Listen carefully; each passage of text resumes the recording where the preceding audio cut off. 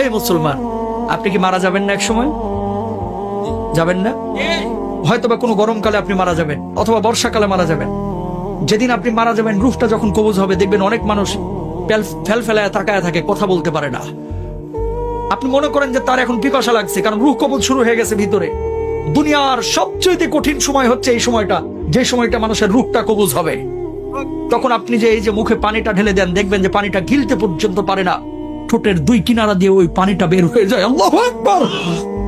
ঠিক ওই সময়টা আপনার স্ত্রী আপনার দিকে তাকিয়ে থাকে, আপনার ছেলে আপনার দিকে তাকিয়ে থাকে, আপনার মেয়ে আপনার দিকে তাকিয়ে থাকে, আপনিও কিন্তু তাদের দিকে তাকিয়ে থাকেন। অনেক কিছু বলতে চান কিন্তু বলতে পারেন না, কারণ আপনার ভিতরে যে জ্বালা তৈরি হয়েছে, এই জ্বালা আপনি ছাড়া আর কেউ বুঝতে পারে না, ঠিক কিনা?